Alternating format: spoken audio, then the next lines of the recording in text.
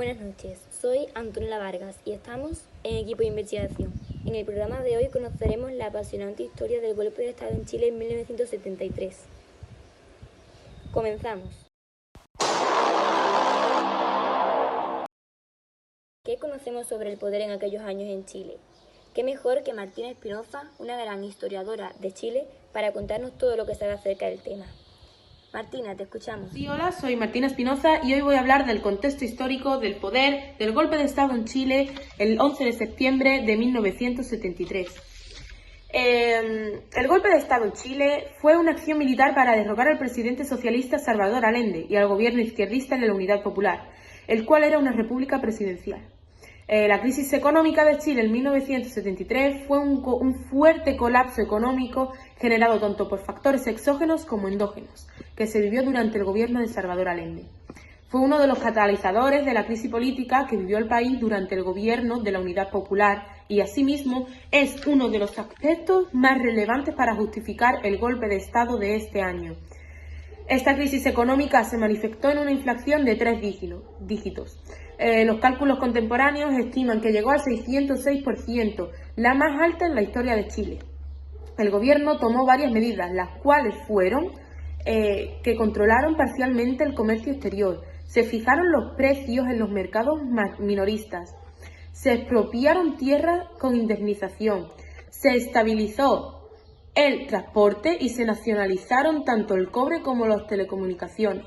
Esta última tocaba directamente los intereses económicos de Estados Unidos, que controlaba ambos sectores desde hacía muchos años. Por eso, desde el principio, conspiró contra Allende. Muchas gracias por tus sabias palabras, Martina. En cuanto a la economía, hemos conseguido contactar con la maravillosa economista chilena Valentina Silva. Adelante. Yo soy Valentina Silva y vengo a hablar sobre el contexto histórico de la economía del golpe de Estado en Chile en 1973. Los impulsores del golpe de Estado fueron las Fuerzas Armadas de Chile con el apoyo del Partido Nacional, los sectores de la democracia cristiana y otros civiles. Además tuvieron el apoyo internacional del gobierno de Estados Unidos y de la Agencia Central de Inteligencia. La influencia ideológica entre ellos impulsores era el anticomunismo. Por una parte está la Fuerza Armada en Chile, se constituye por el Ejército en 1810, la Armada en 1817 y la Fuerza Aérea en 1930, y son dependientes del Ministerio de Defensa Nacional. La Constitución les encomienda la defensa del país y establece su carácter esencial en la seguridad nacional.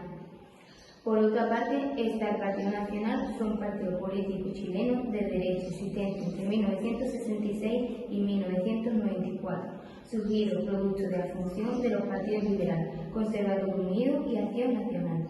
Su aparición fue una de las consecuencias del escaso apoyo electoral de la derecha chilena en su conjunto en las elecciones parlamentarias en 1965.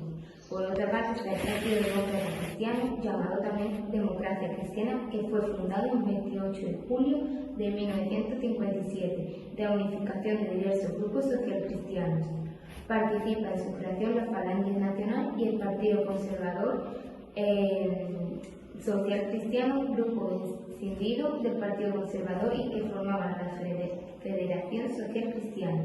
En la historia del siglo XX, en Chile, el PDC ha tenido la posición de centro democrático y reformista, formando alianzas políticas en la centroizquierda. Sus principales medidas en la historia de Chile son la reforma agraria, la chilenización del cobre, oposición al gobierno de la Unidad Popular, su participación en la recuperación democrática, la defensa de derechos humanos violentados durante la dictadura militar que rigió el país entre 1973 y 1990 y la modernización del país durante la transición a la democracia con su participación en los gobiernos de la concertación.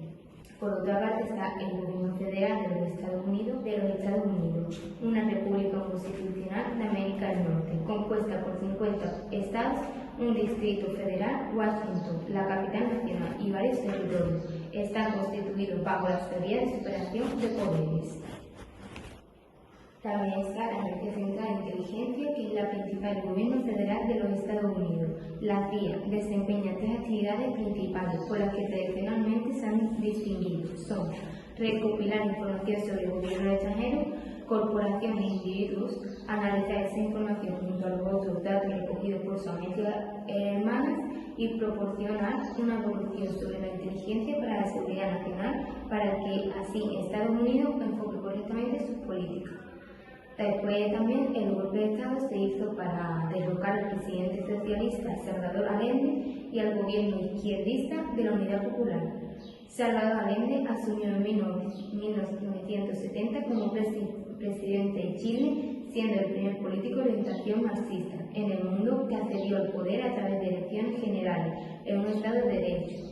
Su gobierno, de marcado carácter reformista, se caracterizó por una creciente polarización política en la sociedad y una dura crisis económica que desembocó en una fuerte convulsión social. Uno de los aspectos más importantes que debemos conocer para saber por qué se llevó a cabo el golpe de Estado de 1973 es conocer cómo era la sociedad en aquella época.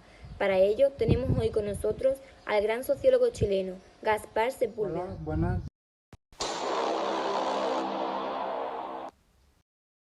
Yo soy Gaspar Sepúlveda, sociólogo chileno, y hoy os vengo a hablar sobre la sociedad en Chile durante este periodo. En cuanto a la sanidad, el sistema de seguridad social en salud de Chile ha sido históricamente un sistema fragmentado. Previo al golpe de 1973, coexistía un sistema privado minoritario y para la gran mayoría de la población, obreros e indigentes, existía el Servicio Nacional de Salud, creado en 1952, el cual estaba en una considerable expansión de cobertura geográfica y poblacional, con un modelo de planificación centralizado y muy financiado, solidario, que provenía de partes patronales, de aportes de los trabajadores y fiscales. Este sistema logró mejoras notables en los indicadores de morbilidad, sobre todo en materno-infantil. En cuanto a la sociedad, el político Allende había ganado las elecciones de 1970 con una coalición de partidos de izquierda que provenían un sistema político y económico que combinaba ideas sociales y comunistas. El nuevo gobierno promovió la nacionalización de empresas privadas que gestionaban servicios básicos como la luz y el agua. Sin embargo, una parte de la sociedad no veía con buenos ojos la política de Allende, como los empresarios, las clases adineradas o los militares, pues consideraba que su influencia comunista era un peligro. Centrándonos en la educación, sufrió la transformación de las políticas educativas a raíz del inicio de la dictadura militar chilena en el año 1973, con la implantación de un grotesco sistema económico neoliberal. En 1973, el Ministerio de Interior, centrándonos en la educación, sufrió la transformación de las políticas educativas a raíz del inicio de la dictadura militar chilena en el año 1973, coincidiendo con la implantación de un grotesco sistema económico neoliberal. En el año 1973, el Ministerio de Educación y las instituciones escolares quedaban bajo el mando de la Armada y el Ministerio de Interior, quienes convirtieron una profunda revisión del currículo escolar nacional, incorporando en él una lógica focalizada en principios nacionalistas, dando así inicio a un fuerte progreso ideolizante de todo el sistema educativo. Estos cambios estructurales fueron acompañados de una notable disminución del presupuesto fiscal para el área en cuestión. Y por último, la libertad. Tras el golpe de Estado, fueron cometidas sistemáticas violaciones a los derechos humanos. Se limitó la libertad de expresión, se suprimieron los partidos políticos y el Congreso Nacional fue disuelto. Gracias. Lo más importante de todo y que todo el mundo se pregunta, ¿cuál fue el detonante del conflicto? Micaela Ramírez nos cuenta todo acerca de ello. Buenas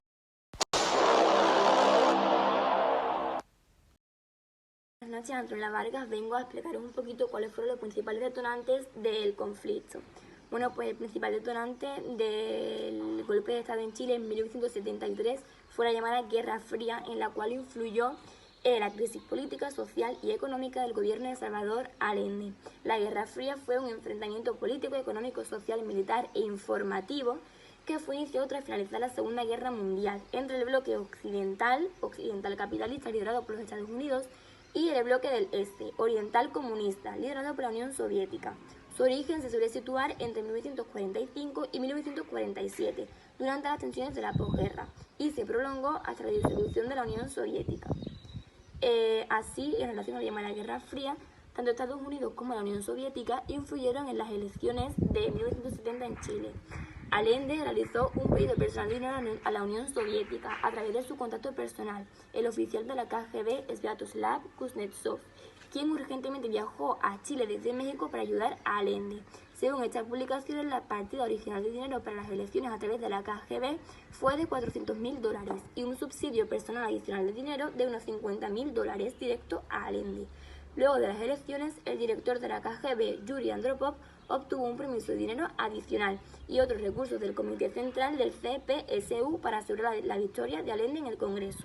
En su pedido el 24 de octubre, declaró que la KGB llevará adelante medidas destinadas a promover la consolidación de la victoria de Allende y su elección al puesto de presidente del país. Entre los preparativos de Estados Unidos para impedir la llegada al poder de Allende, partimos del hecho de que el triunfo de Salvador Allende fue legítimo, pero sin la mayoría absoluta. Este nuevo escenario atentaba contra los intereses norteamericanos, quienes veían en la experiencia socialista chilena una amenaza para la región y un fortalecimiento del imperialismo. Se deja ver claramente que existió desde antes del triunfo electoral de Allende y la UP el 4 de septiembre de 1970 una conjugación entre el imperialismo norteamericano, la burguesía llamada nacional, los terratenientes, la derecha tradicional y la Iglesia, los cuales se empeñaron en conseguir su objetivo más inmediato, impedir que Allende y la UP tuvieran acceso a la presidencia. Muchas gracias y buenas noches. Una vez sabemos cuál fue el detonante del conflicto, cómo se desarrolló, Mía Castillo nos lo cuenta. Hola, buenas.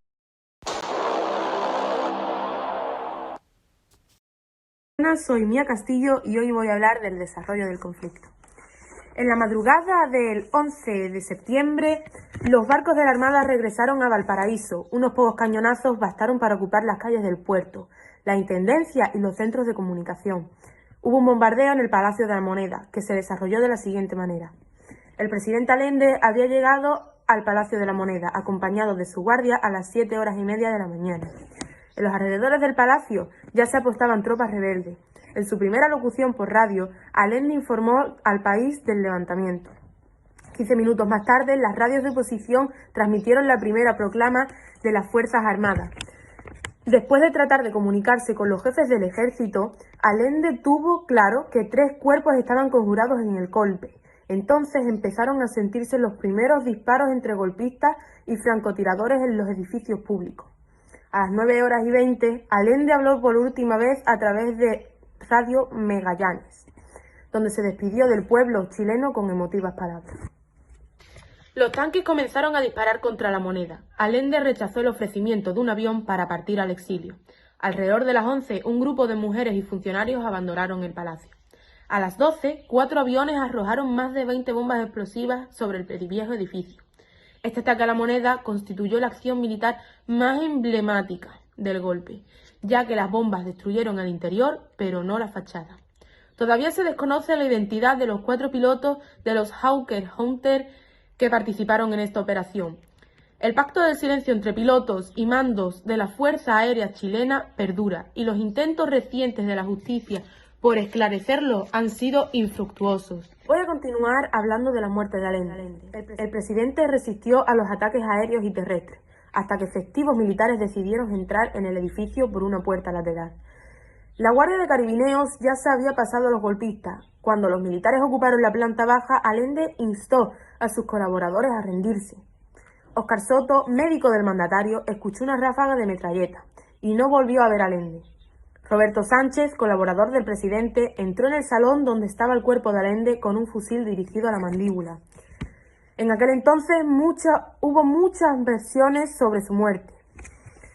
Se decía que murió combatiendo en la defensa del palacio, que había sido asesinado cuando se encontraba herido y que acabó suicidándose antes que rendirse. Esta es la hipótesis más aceptada, ya que Allende en su discurso de despedida expresó que pagaría con su vida la lealtad del pueblo. Fue enterrado en Viña del Mar y con la llegada de la democracia en 1990 se trasladó a Santiago. El 23 de mayo de 2011 su cadáver fue exhumado para revisar las causas de su fallecimiento y el equipo internacional confirmó que Allende se suicidó. Catalina Soto, ¿en qué concluyó el golpe de Estado unos años más tarde?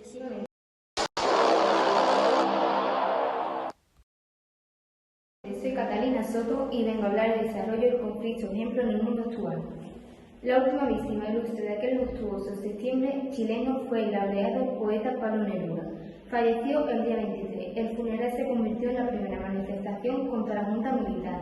Su muerte todavía es un misterio. En febrero de ese mismo año su cadáver ha sido exhumado para intentar aclarar si falleció como consecuencia del cáncer de próstata que padecía o si fue envenenado. En cualquier caso, su fallecimiento es paradigma del dolor por el golpe militar y el fracaso del socialismo, a la chilena que él tanto defendió.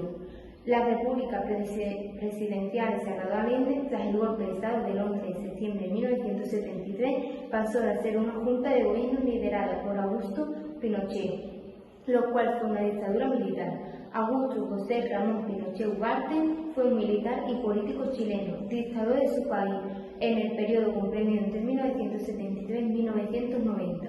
Fue designado componente en jefe del Ejército de Chile el 23 de agosto de 1973 por el presidente Salvador Allende, en reemplazo del renunciado general Carlos Prats. El 11 de septiembre del mismo año, en medio de una crisis política, económica y social, dirigió un golpe de Estado que derrocó al gobierno democrático de la coalición de partidos políticos de izquierda, denominada Unidad Popular, poniendo fin al periodo de la República Presidencial. Buenas noches, Jorge Horta. ¿Cuáles fueron las consecuencias de este conflicto?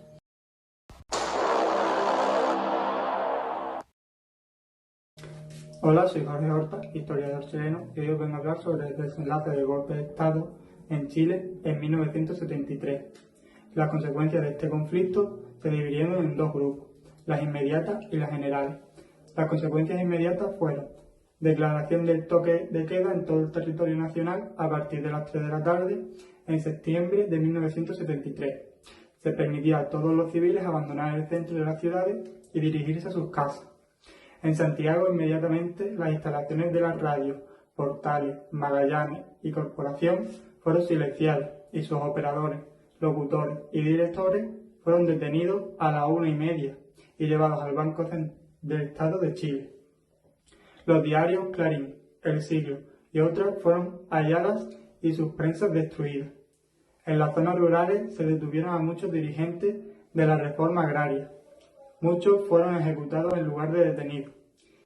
Cientos de miles proalendistas tomaron aquellas pertenencias comprometedoras y se deshicieron de ellas enterrándolas, quemándolas o botándolas a los cauces de los ríos. Se declaró ilegal el Partido Comunista y Socialista. Los partidos nacionales, el Demócrata Cristiano y el Radical, fueron suspendidos cuando se disolvió el Senado. En la Universidad Técnica del Estado de Santiago, militares hicieron allanamientos y ejecutaron a decenas de estudiantes combatientes en las mismas aulas. Las mismas y las fábricas fueron forzadas a mantener la producción en marcha. Miles de perseguidos políticos se refugiaron en las embajadas de gobiernos amigos de la Unidad Popular, como es el caso de Suecia, Italia y Cuba. Otras personas, especialmente ajenas a la política, se refugiaron en Canadá. Por otro lado, las consecuencias generales de este golpe de Estado fueron el final de Chile a casi 50 años de desarrollo de la institucionalidad democrática, inaugurada con la aplicación de la Carta de 1925 tras la caída de la dictadura de Carlos Ibáñez del Campo en 1931. En lo social, significó el comienzo de una pauperización de las clases medias y la precariedad e inestabilidad laboral para los sectores asalariados. También el golpe significó el comienzo de un largo exilio para los chilenos. En lo estrictamente económico, significó un cambio radical de orientación del papel del Estado en una materia económica, de un rol productor y estabilizador desarrollo desde la década de los 20, se paralizaría a uno subsidiario, inspirados en las doctrinas económicas neoliberales. Estas privilegiaron en Chile un control estricto de la inflación y de la emisión del circulante, así como una política radical de privatizaciones de las empresas públicas y el fomento de las exportaciones de bienes producidos por el sector primario y la importación de bienes de consumo y de capital.